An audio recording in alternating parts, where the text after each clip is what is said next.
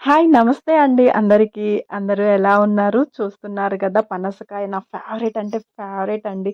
నేను తెలిసిందేంటంటే నేను విన్న విషయంలో చాలామందికి పనసకాయ స్మెల్ అన్నా గానీ, అవి తినటం అంటే అస్సలు ఇష్టం ఉండదు అని అంటారు. ఎవరో ఎందుకు నేను, మా బాబు తింటాము. మళ్ళీ మా ఆయన, మా పాప అయితే అస్సలంటే అస్సలు తినరు. ఆ స్మెల్ అన్నా గానీ వాళ్ళకి అస్సలు ఇష్టం ఉండదంట. చాలామంది అంటుంటే నేను విన్నా గూడా స్మెల్లు ఆ కాయలంటే ఇష్టం ఉండదని. నేనైతే చాలా అంటే చాలా స్మెల్ అన్న, ఫ్రూట్ అన్న నాకు చాలా ఇష్టమనమాట. అన్ని కాయల్ని మనం ఇట్లా క్షణాల్లో కోసేసుకొని చాలా ఈజీగా తినేస్తాం కానీ దీన్నైతే అంత ఈజీగా కోసుకోలేము, తినలేము. ఫస్ట్ మనమైతే తెలిసినట్టు ఆ బంక, జిగురు కాకుండా ఉండాలంటే చేతులకి, అలాగే మనం కట్ చేసే నైఫ్‌కి కూడా మంచిగా ఆయిల్ అప్లై చేసేసి ఏ కాయైనా ఒకరమే కోసుకుంటాం. కానీ ఈ పనసకాయని ఒక ఇద్దరు మనుషులు కలిసి కుస్తీ పడి లాగి అప్పుడు దీన్నైతే కట్ చేసుకోవాలనమాట. చూస్తున్నారు గదా! అది తీసేటప్పుడే కొంచెం జిగురు జిగురుగా గూడా ఉంది. అలాగే వీడియోలో చూస్తున్నట్టు ఈ పనస తొనలైతే ఎక్కువ కలర్ లేవు గానీ, రియల్‌గా అయితే కలర్ చాలా ఉన్నాయి. టేస్ట్ గూడా సూపర్ అంటే సూపర్ ఉంది. ఈ పనసకాయలో చాలా అంటే చాలా మంచి విటమిన్స్ చాలా ఉంటాయన్నమాట. నేను ప్రతి సీజన్‌కొచ్చే ప్రతి ఫ్రూట్‌ని చాలా ఎంజాయ్ చేస్తూ తింటాను. స్పెషల్ ఏ ఫ్రూట్ అయినా సరే. సో, కాబట్టి ఇప్పుడు ఈ కాయనేది తినటం చాలా మందికిష్టముండదు. సో, అలాగే దీన్ని ఏ విధంగా స్మూదీలాగా, అలాగే ఆ గింజల్లో మనకి పల్లీలు ఉండే విటమిన్సు, ప్రోటీన్స్ ఎన్నుంటాయో అట్లాగే ఈ పనస గింజల్లో గూడా అలాగే ఉంటాయనమాట. ఈ గింజల్ని పడేయకుండా మనం ఎలా వాడుకోవచ్చో గూడా నేను చూయిస్తాను. అలాగే ఈ గింజలతో కర్రీ గూడా చేస్తారంట. దాన్ని గూడా నేనొకసారి ట్రై చేశా. బానే ఉంది. ఓకే. తినొచ్చు అనుకున్నా.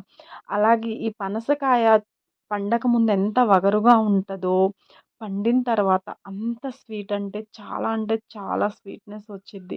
మీకు ఈ వీడియోలో చూపిస్తున్నా గదా! జస్ట్ ఒక 5 మినిట్స్, 4 మినిట్స్‌లో ఇది కొయ్యటం అన్నట్టు అయిపోయింది.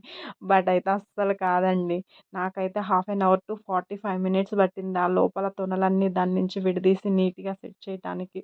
ఇవి చూస్తుంటేనే ఆ స్మెల్‌కే మనం ఆగలేక ఆల్రెడీ తినటం స్టార్ట్ చేసేసాము. ఏమన్నా అనుకుంటారేమో డోంట్ మైండ్ ప్లీజ్. నేనంటే చాలా అంటే నాకు స్పెషల్‌గా ఈ ఫ్రూట్ అంటే చాలా ఇష్టం. సో, అందుకని జెప్పేసి ఒక పక్క ఇది తీస్తూనే కొంచెం తినేస్తూ తీసేసామనమాట. ఈ ఫ్రూట్ యొక్క స్పెషాలిటీ ఏంటో నాకైతే తెలీదు గానీ, ఆ స్మెల్లే అన్ని కాయలు కొంచెం పండిన తర్వాత ఆ స్మెల్ ఒస్తది గానీ, ఇది మంచిగా పండిన తర్వాత తినడానికి రెడీ అయ్యేటప్పటికి ఇల్లు మొత్తం పనస వాసనంటే వాసన. మా పాప గూడా ఏదో మేము చేస్తుంటే టెంప్టింగ్‌గా వచ్చేసింది గానీ, కాసేపు అది ఒలిసేసేసి, అబ్బా! ఈ స్మెల్ ఎక్కువ అనిపిస్తుంది. దానికి ఆ స్మెల్ అన్నా అస్సలు నచ్చదు. ఆ ఫ్రూట్ అన్నా అసలు నచ్చదు.